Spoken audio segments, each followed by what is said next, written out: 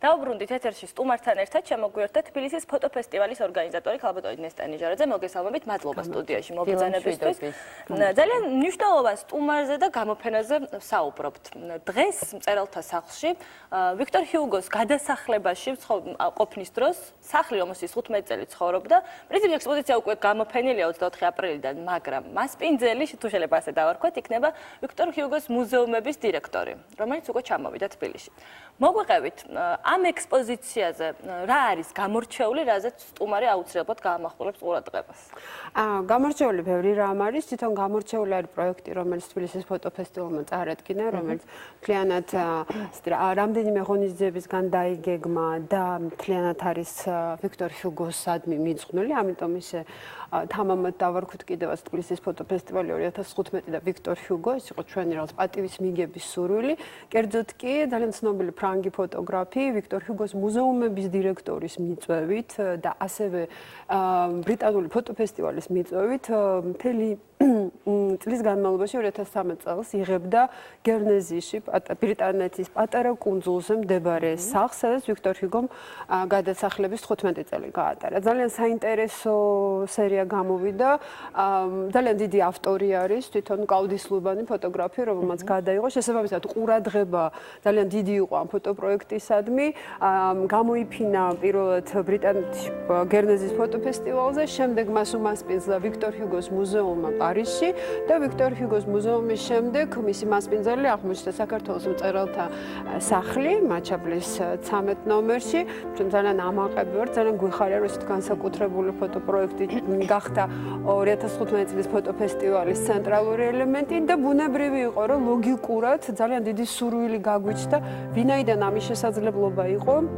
დაგვეპატიჟებინა ვიქტორ ჰიუგოს მუზეუმების დირექტორი ჟერარ როძინე, რომელიც დღეს ჩამოვიდა თბილისში და რომელიც დღეს 6 მაისს 18 საათზე, 6 საათზე საქართველოს მწერალთა სახლში გამართავს საჯარო ლექციას ფოტოგრაფ კლაუდის ლუბანთან ერთად და ლექცია ორი ძირითადი ნაწილისგან შედგება. ეს იქნება პირველი ბუნებრივია მუზეუმის მონაწილეობა ესოდენი მნიშვნელოვანი ფოტოპროექტის შექმნაში და ვფიქრობთ, რომ ძალიან მნიშვნელოვანია, იმიტომ რომ ჩვენთვის ეს ის გამოცდილება ალბათ, რომელიც უნდა გავიზიაროთ, რომ მუზეუმებმა უფრო აქტიური მონაწილეობა მიიღონ მნიშვნელოვანი არტისტული მანიფესტაციების ინიცირებაშიც კი და მეორე ბუნებრივია მოვისმენთ მას თვითონ ვიქტორ ჰიუგოს მუზეუმების შესახებ, იმიტომ რომ არსებობს ორი მუზეუმი, ძალიან მომხიბლავი მუზეუმები არის, პატარა და ვფიქრობ, რომ ესეც ჩვენთვის ძალიან საინტერესო, ესეთი გასაზიარება, ძალიან საინტერესო გამოცდილება იქნება.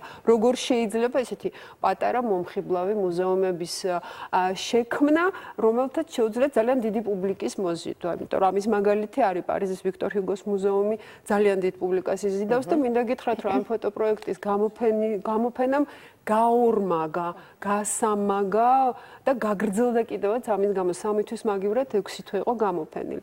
და უბრალოდ ორი სიტყვით გეტყვით, თქვენ ის გამოფენა, რომელიც 24 აპრილიდან არის მწერალთა სახლში, მეორე სართულზე, გამოფენა ორი ნაწილისგან შედგება. ერთი არის ბახში გამოფენილი ანაბეჭდები, რომლებიც სპეციალურად დიახსტორეთ, იმიტომ მინდოდა აქცენტის გაკეთება, სპეციალურად დამზადებული ანაბეჭდები არის, რომელიც ოლიმპუსმა გამოგვიგზავნა ამ გამოფენისთვის და მეორე ნაწილი ბუნებრივია ხელით გაკეთებული ანაბეჭდები არის მეორე სართულზე მოთავსებული და ეს მე მგონი საკმაოდ ექსტრავაგანტული გამოფენა არის და ექსტრაორდინარული გამოფენა არის. კი ბატონო, ქალბატონ ნესტა, ალბათ ძალიან ბევრი იქნება მსურველი დაესწროს საჯარო ლექციას, რომელიც სავარაუდოდ მხოლოდ ერთი დღის განმავლობაში, მხოლოდ დღეს. სამწუხაროდ. მსურველებს რა შეუძლია გააკეთონ, უნდა დარეგისტრირდნენ სადმე.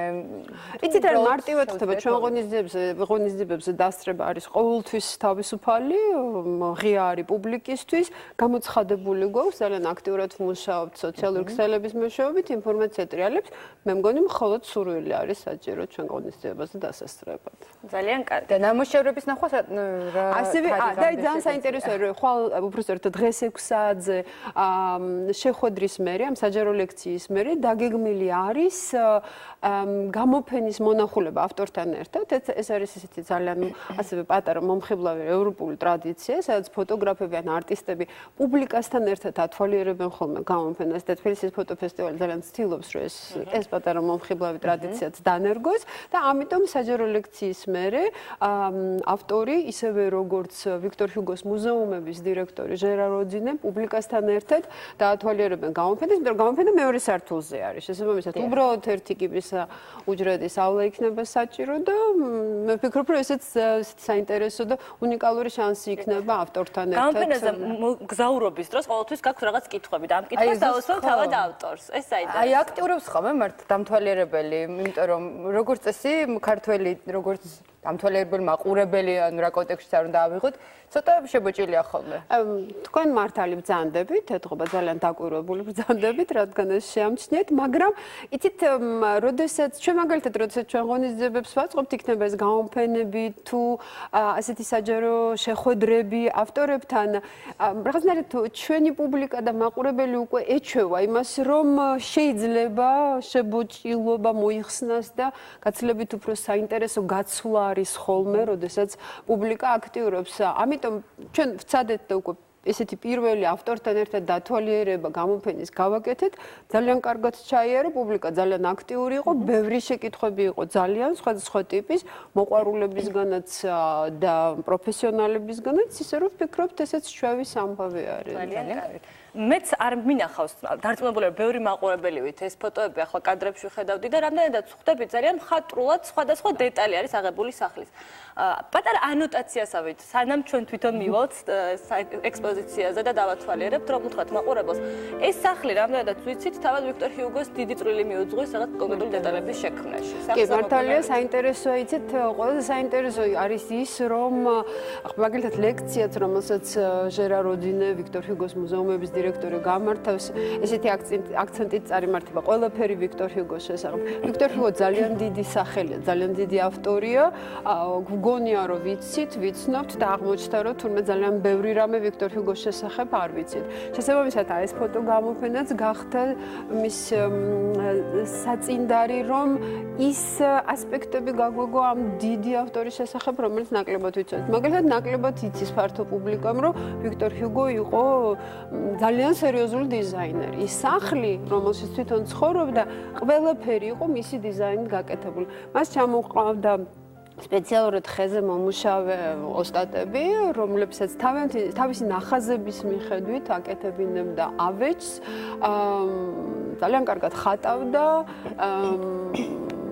ძალიან ალბათ იცით, რამდენად აქტიური პოლიტიკურად აქტიური იყო.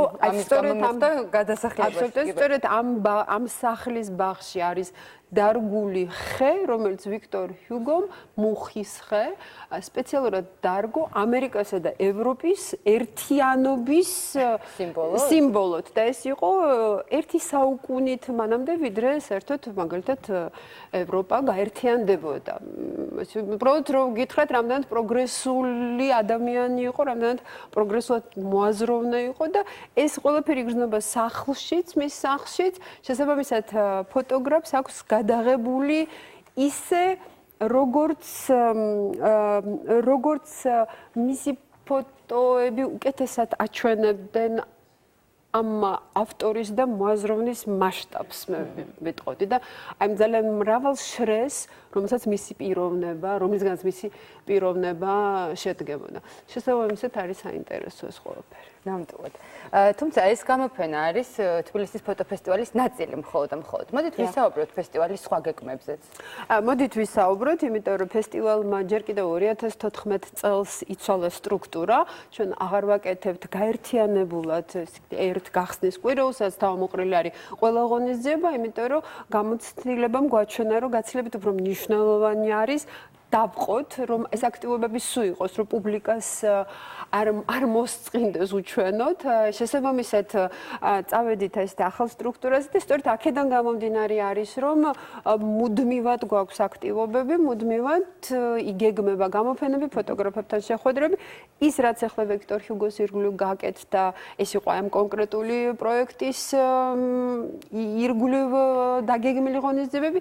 ივნისში ძალიან ასე სიურპრიზად შევინახავთ თუ შეიძლება ჩვენი პუბლიკისთვის, მაგრამ უბრალოდ მინდა გითხრათ, რომ ასევე ფრანგი ძალიან ცნობილი და ძალიან სკანდალური ავტორი ყავს დაპატიჟებული და მასთან გაიმართება შეხვედრა ისევე როგორც სხვა ტიპის მანიფესტაცია, ეს ცოტა სიურპრიზად ვინახავთ. მაგრამ შევკვდით, რომ ჩვენს ეთერში მოყვებით, სანამ იქნება ექსპოზიცია. ჩათვალეთ, რომ ეს დაპირება უკვე მოგეცით, ისევე როგორც ტრადიციული ფოტოგრაფიის ღამე, რომელიც თბილისისთვის და მე ვიტყოდი რეგიონისთვისაც ერთ-ერთი ძალიან მომხიბლავი ღონისძიება გახდა, ანუ აღიაცის ქვეშ ღამის ჩვენებები. სექტემბერში გვაქვს დაგეგმილი ასევე რამდენიმე ღონისძიება და ასე წლის ბოლომდე. ყველაზე მნიშვნელოვანი ჩვენთვის არის, რომ დავინახეთ რამდენად კარგად მუშაობს ესეთი პუბლიკისთვის მთელი წლის განმავლობაში გადანაწილებული ღონისძიებები. ძალიან კარგი. გისურვებთ, რა თქმა უნდა, წარმატებას. მაყურებელს კი შევახსენებ, რომ ჩვენი სტუმარი იყო თბილისის ფოტოფესტივალის ორგანიზატორი ქალბატონი ნესტან ნიჟარაძე. ნახოთ რეკლამა და ჩვენც მალე დაგიბრუნდებით დროებით.